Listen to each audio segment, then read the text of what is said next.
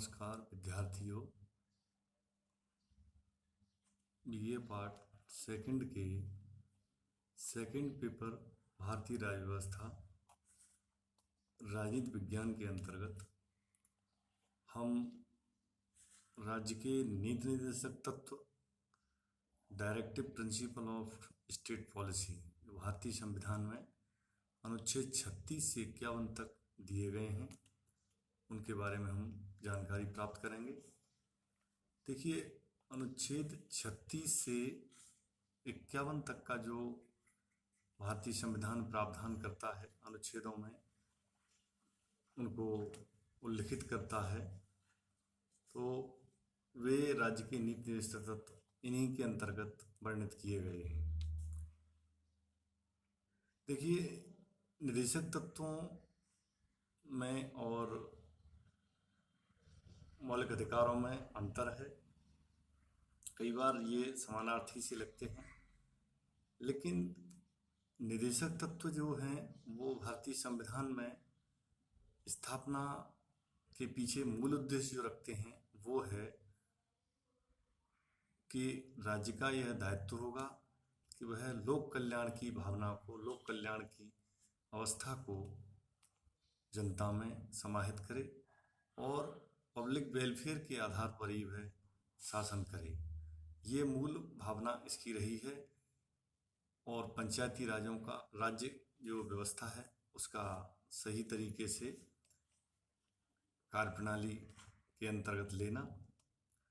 इस संबंध में मुख्य न्यायाधीश भारत के कानिया नामक जिन्होंने कहा है, क्योंकि राज्य के नीति निर्देशक तत्व संविधान में शामिल हैं, इसलिए वे बहुमत दल के अस्थायी आदेश मात्र ही नहीं हैं, वरन उनमें राष्ट्र की बुद्धिमत्तापूर्ण स्वीकृति बोल रही है जो संविधान सभा के माध्यम से व्यक्त हुई थी।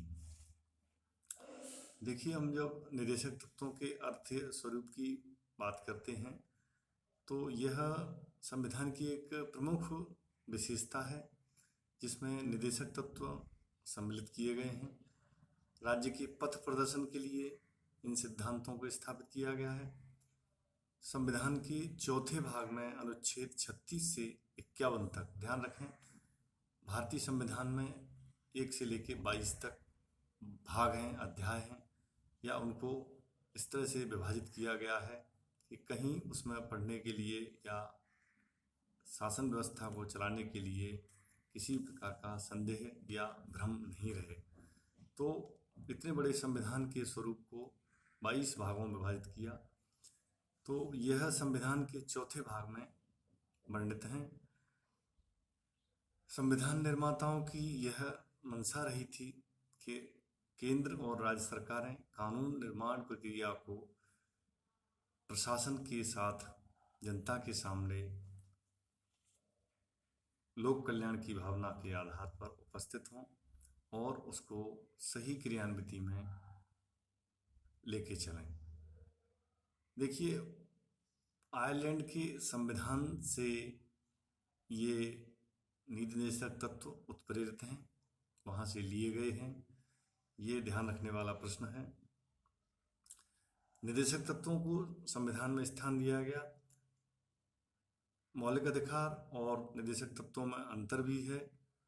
मौलिक अधिकारों को न्याय योग्य बताया गया है, जस्टिसिएबल, यानी मौलिक अधिकारों के मामले में न्यायालय में जाया जा सकता है, जबकि निर्देशक तत्वों के मामले में ऐसा नहीं है। मुख्य अंतर इनमें बताया गया है,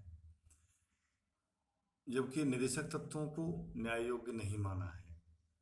तो ध्यान रखने वाला है बिंदु कि मौलिक अधिकार जस्टिसिएबल हैं, न्यायालय में इनको हम ले जा सकते हैं इनके उल्लंघन होने की स्थिति में, जबकि निर्देशक तत्व हैं वह न्याय योग्य या वाद योग्य नहीं है।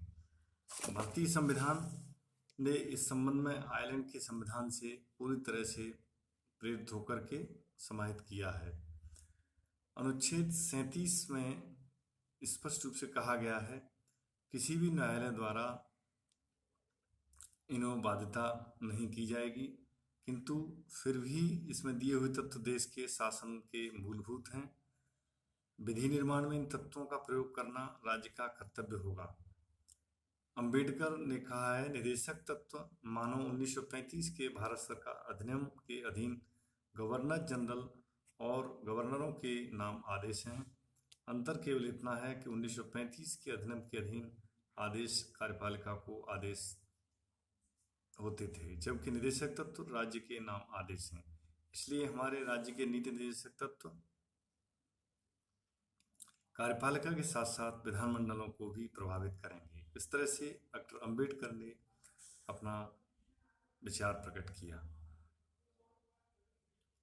देखिए, इनमें नागरिक के प्रति राज्य के सकारात्मक दायित्व का भाव छिपा हुआ है।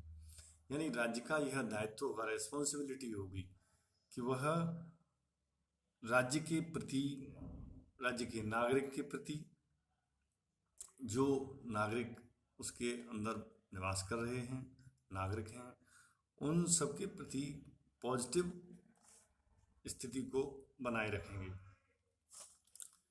देखिए, यहाँ हम थोड़ा सा ये भी स्पष्ट कर लें कि मूल अधिकार और निदेशक तत्वों में अंतर क्या है, या तत्व की दृष्टि से क्या इनमें विभेद किया गया है। दोनों ही राज्य के नागरिकों को दिए गए हैं मौलिक अधिकार और निदेशक तत्व, लेकिन जो मौलिक अधिकार हैं वह व्यक्ति को व्यक्तिगत रूप से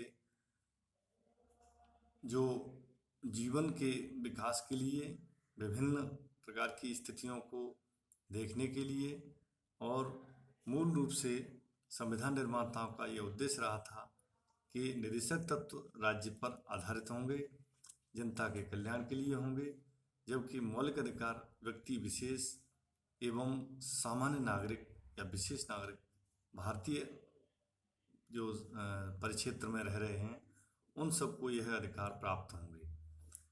तो मूल अधिकार हम इसमें जब विभेद करते हैं तो वाद योग्य है, न्याय योग्य है, जस्टिसिएबल है, लेकिन निदेशक तत्व वाद योग्य नहीं है। अनुच्छेद 32 में सर्वोच्च न्यायालय, उच्च न्यायालयों को अधिकार दिया गया है कि वे मूल अधिकारों को लागू करने के लिए आवश्यक कार्रवाई करेंगे, और जबकि निदेशक तत्वों के बारे में ऐसा कुछ नहीं है। उदाहरण के लिए, यदि किसी व्यक्ति को अवैध रूप से नजरबंद कर लिया जाए तो वह न्यायालय से बंदी प्रत्यक्षीकरण का लेख जारी करवा सकता है, लेकिन राज्य संविधान के नीति निदेशक तत्वों के अनुसार मद्य निषेध लागू नहीं करता, तो भारत का कोई न्यायालय राज्य को मद्य निषेध लागू करने के लिए बाध्य नहीं कर सकता। फिर है मूल अधिकार निषेधात्मक है, जबकि निदेशक सिद्धांत सकारात्मक निर्देश। यानी निदेशक तत्वों का जो नजरिया है वह जनता के प्रति सकारात्मक है, मूल अधिकार निषेधात्मक है।